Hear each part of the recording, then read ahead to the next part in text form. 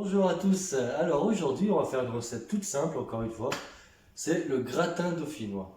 Donc avant toute chose, on va préchauffer notre four en chaleur tournante, donc avec le petit ventilateur, et à 150 degrés thermostat. Voilà, 150. Hop. Voilà. Alors on va prendre nos pommes de terre qu'on a nettoyées au préalable et on va les éplucher tout simplement.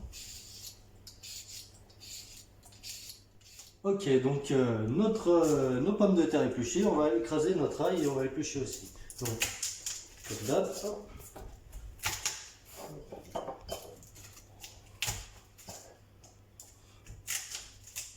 Voilà.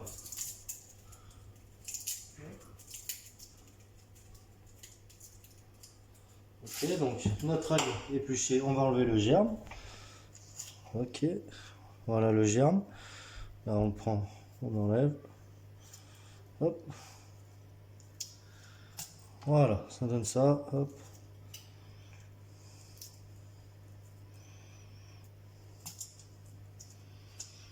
Et donc là, avec les minceurs, rebelote, hein, on écrase. Hop.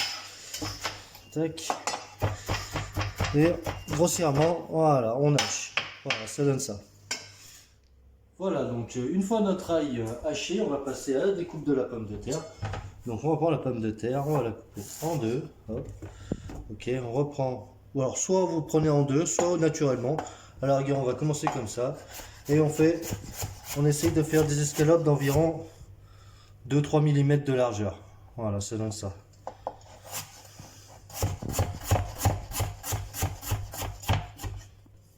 Bien, donc dans une casserole que j'en ai préchauffée au préalable, on va mettre notre beurre. Écoutez, ça chante. Ok. Là, je suis à thermostat 8 environ, hein, 7-8. Hein. Voilà, il faut que ça fasse de la couleur, de la chanson. Voilà, le beurre fond tranquillement. Et donc, une fois que notre beurre est fondu, on va y faire revenir notre ail, pendant mais l'équivalent d'une dizaine de secondes. Vraiment, c'est juste histoire de torréfier la gousse d'ail. Et ensuite, on va y ajouter notre demi-litre de crème. Voilà, donc on est parti, on ajoute l'ail. Allez. Et là, c'est vraiment 10 secondes. Hein. Hop. Voilà, on sent vraiment l'odeur là qui remonte au nez. Et là, on va mouiller avec notre crème. Voilà, équivalent 1 demi-litre. Ok. Voilà.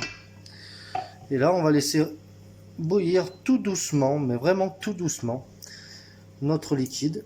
Et une fois que ce sera en ébullition, on ajoutera les pommes de terre.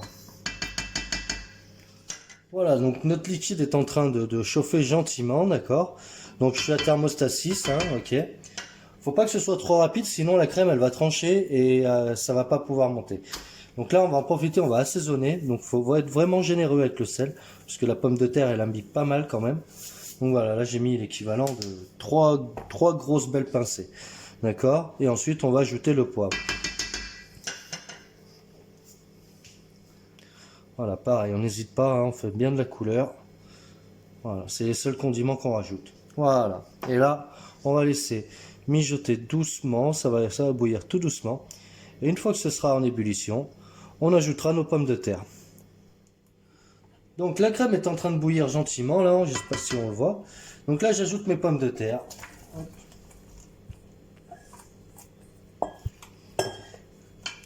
Donc là, ça va redescendre en température, naturellement, puisque les pommes de terre sont froides. Donc on va y faire remonter tout doucement en température aussi. Hein, je ne bouge pas de thermostat, je suis toujours à 6. Et par contre, là-dessus, on va y ajouter l'équivalent d'un verre d'eau, hein, mais de lait. D'accord? Voilà, donc on ajoute le verre de lait. Et voilà, on est quasiment mouillé à la hauteur. Hein, les pommes de terre sont quasiment à hauteur. Voilà, donc là, on va laisser mijoter tout doucement. Et dès qu'il y a 2-3 bulles qui commencent à apparaître, on coupera le feu et on pourra mettre tout ça dans notre plat à gratin et passer le tout au four. Alors pendant que l'appareil est en train de monter en température, n'hésitez surtout pas à goûter, d'accord? Et si vous pensez que c'est trop salé, c'est pas très grave, au contraire, parce que la pomme de terre va boire le tout à la cuisson, donc ce sera parfait. Donc plus c'est salé, meilleur c'est, on va dire. Mais bon, pas trop quand même, mais voilà, n'hésitez pas. Là, moi, pour moi, c'est parfait. On va laisser comme ça va mijoter doucement et on en reparle après. Notre appareil donc est en train de bien mijoter. Moi, vous voyez, pour ma part, ça y est, ça commence à faire les petites bulles, vous voyez. Donc là, pour moi, on va arrêter notre feu, d'accord, et on va pouvoir mettre tout ça dans notre plat à gratin.